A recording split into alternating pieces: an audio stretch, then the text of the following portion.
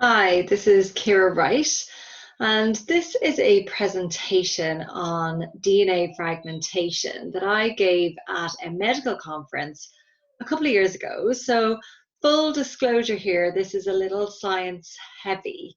It's based on a research paper that I wrote on modifiable nutritional and lifestyle factors. So, things that you can easily change to improve high DNA fragmentation. We see quite a number of men in our clinic with high DNA fragmentation, and the good news is that in many cases you can improve this with diet and lifestyle alone. It's really very responsive. So, what is DNA fragmentation? Well, this is DNA damage to the DNA within the sperm. So, if you think of sperm as simply the carrier, the important genetic information is the DNA inside it. This is the blueprint for making the embryo. A regular semen analysis, for example, only really looks at how the sperm gets from A to B. Can it swim fast enough? Is it the right shape so that it can propel forward? Are there enough of them to make it? It doesn't look at the material inside.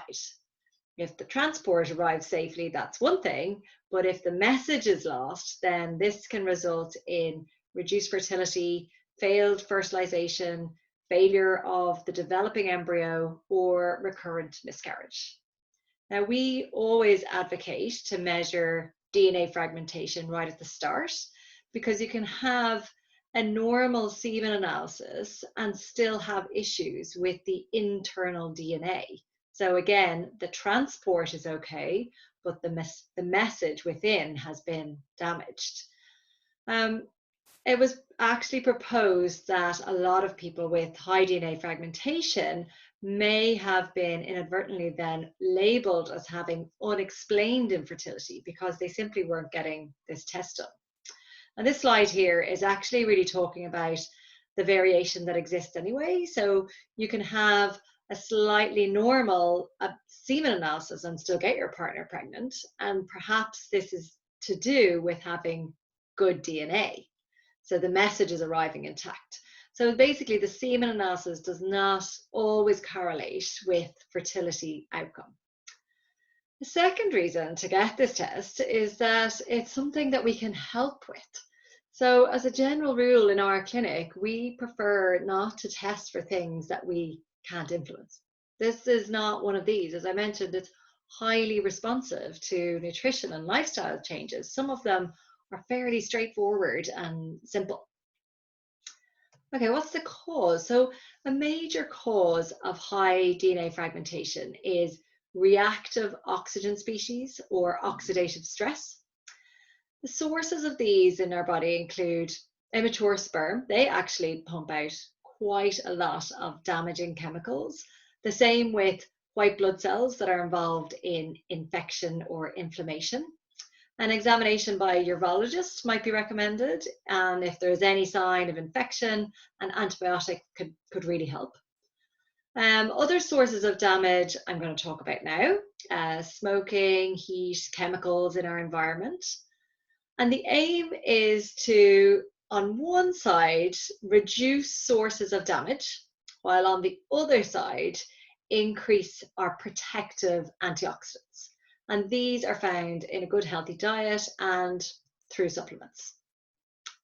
Okay, so let's look at smoking. Smoking is a major cause of high oxidative stress. It's very, very damaging. Smokers tend to have lower levels of antioxidants. Remember, the more damaging sources that you have, the more of your precious resources that you're using up. I often describe it like a fire. So this is the damage source, the fire, and then the antioxidants are your fire extinguisher. Men who smoke have higher levels of oxidative stress in the seminal fluid and higher levels of DNA fragmentation. For any of you who have results already and you're looking at this and thinking 10%, that's not high. Well, this is a different type of test actually that was run in this study. So for the purposes of this, 10% is high, 5% is not. Most tests run on the 25%, 30% and over is considered high, and then under that is considered normal risk. Excess testicular heat can cause DNA damage, probably directly, but also maybe indirectly, because it literally can cause sperm production to stop. So therefore, it could increase the number of immature forms as the whole kind of machinery slows down. This was a really interesting study, and it was a direct intervention. So this shows us cause and effect. These very generous volunteers wore a testicular warming belt, which drastically increased their DNA fragmentation. In terms of everyday recommendations, we're talking about avoiding the mobile phone in the trouser pocket, just pop it out in the desk when you can, carry it in the coat or the breast pocket. A number of studies in the lab show that exposure to either heat from the phone or phone radiation can cause DNA fragmentation. We might want to avoid cycling for large periods of time. This has been shown in some studies. Part of it might be that it goes hand in hand with tight clothing, which is going to increase, the heat further.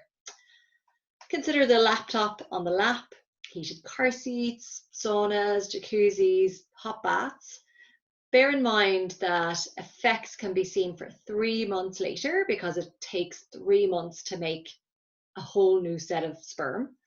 Like, for example, if you went on a ski holiday and had a sauna every day, you could be affected by this for some time afterwards. Even if you've had a fever of some kind, this can raise your overall body temperature pretty significantly, and you could be advised to allow 3 months before repeating that test. Okay, then we're going to look at xenobiotics. So these are chemicals in our environment that have an internal impact on our body. So you might want to just think about your exposure, whether it's occupationally or even from hobbies and interests that you've had. I've had a number of patients who have been renovating homes, ripping up carpets, varnishing, painting, not, when it's a hobby, maybe not necessarily wearing the same protective gear as you might as if it was your job. There are high levels of BPA in our plastics. That's not helpful. Try and avoid heating food in plastic containers. And interestingly, avoid handling till receipts. These have really high levels of BPA that's really readily absorbed through your skin. Sadly, a lot of our farmed fish is high in PCBs too, so opting for wild salmon, say, if possible, or maybe fish that are lower down the food chain, so it's not accumulating, like mackerel and anchovies, even better. There's a good number of studies then linking overweight with increased DNA fragmentation, particularly when it's an increased waist circumference, because this is associated with increased inflammation and increased oxidative stress. There's obviously confounding factors here though, because the diet could be poor anyway. So while we're speaking of diet, let's flip on over to the other side of the coin and find out how to increase our protection from the damage. Now, antioxidant supplements have been shown in a Cochrane review to increase live birth rates by 4 times, which that's a lot, and clinical pregnancy rate by 3.4 times. Now, Cochrane review is like the ultimate gold standard in evidence. I will say, though, that a general limitation of studies in this area is that they rarely account for underlying dietary intake or individuals' needs or deficiencies. It's unlikely to be a one-size-fits-all approach, and I'll talk a little bit more later about supplementing safely. There have been some really excellent studies though, and this is one that I always talk about as like an oldie but a goodie. It's a depletion-repletion study, which are hardly ever carried out because they're really tough to do.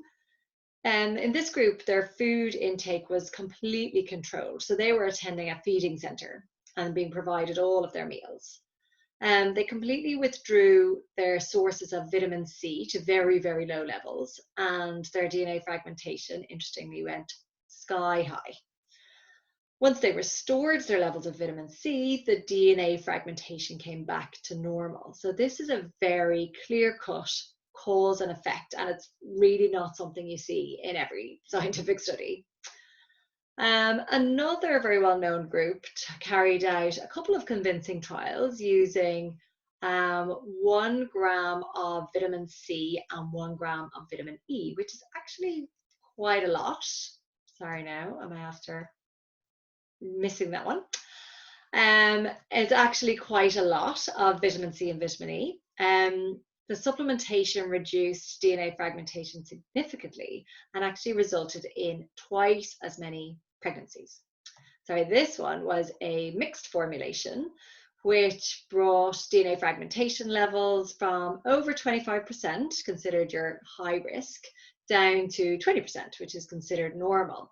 And this might be kind of representative of your general good quality fertility multivitamin.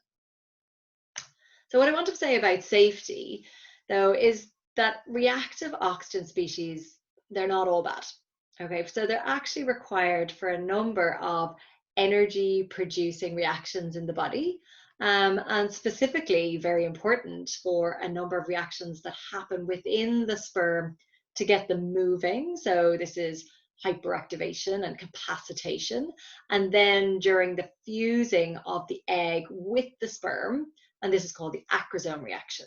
So if you completely saturate this kind of reaction with antioxidants and extinguish the fire altogether, it has been shown in lab experiments that you could inhibit fertilization altogether. Now, this is unlikely to happen with food sources, so do get your 2 portions of fruits and vegetables to get your vitamin C and your vitamin E, and get your nuts and seeds in every day for your zinc and selenium. Maybe see our webinar on a fertility-friendly diet, which could help. Ideally, where available, you would be measuring your blood levels, so you're taking exactly what you need only.